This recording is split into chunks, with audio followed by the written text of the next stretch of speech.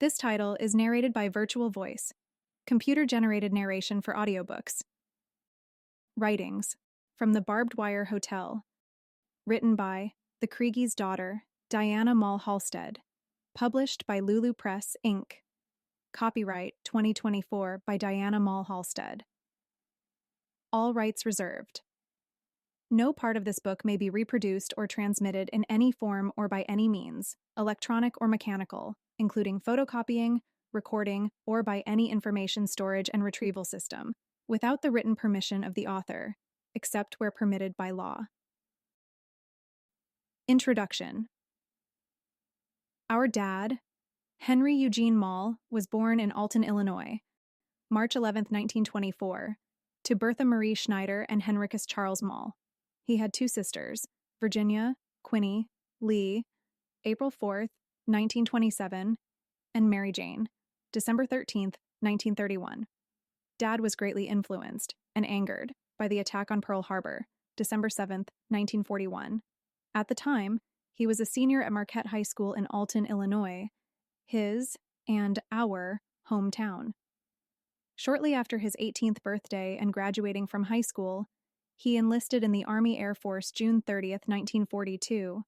Dad trained with Boeing School of Aeronautics, advancing to American Air Training in the fall.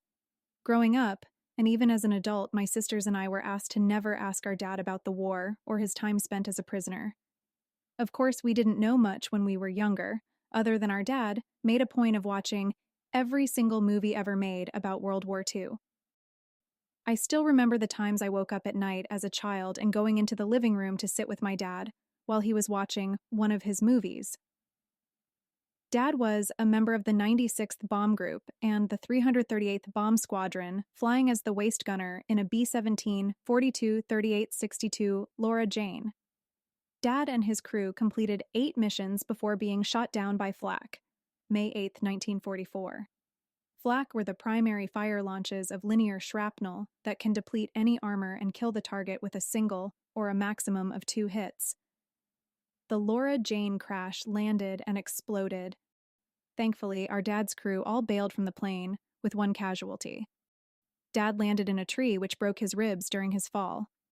The crew was captured by German scouts who marched them to Dulag Luft in Oberrussal, where their intake as POWs would take place, and then onto Auswertestelle West, Evaluation Center West, prior to being taken to solitary confinement of 200 to 250 men. Dad went on to Stalag Luft III, where he spent most of his time, in the province of Silesia, 90 miles southeast of Berlin, in a stand of trees south of Sagen. As I look back on my dad's life and reflect on my own son's young life when he was 19, I cannot imagine what his mother or father, my grandparents, went through when they were informed their son was missing in action, later being told he was a prisoner of war. In January 1945, Dad was part of one of the several prisoner forced marches from Stalag Luft IV in Kiefheide in -13-degree temperatures to Nuremberg. A few weeks later, he marched again and finally liberated May 12, 1945.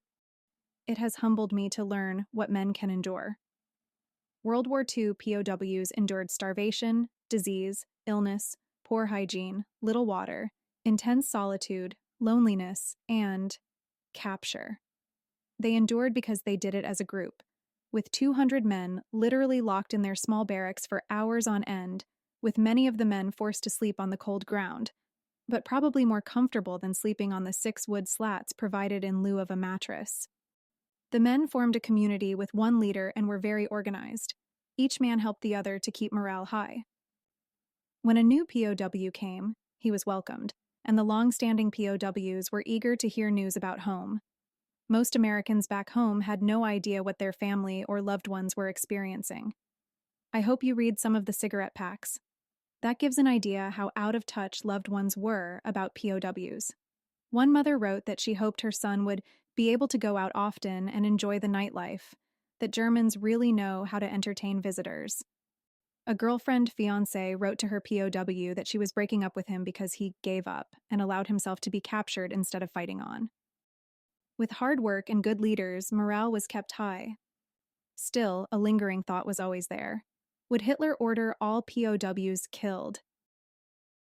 Men and women are greatly influenced by war, whether they participate or not, whether they agree or not.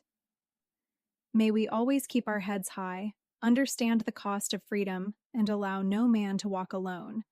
Signed, Diana Maul Halstead, the Kriege's daughter. POWs referred to themselves as Krieges. Kriege is short for the German word Kriegesgefangenen, meaning prisoner of war.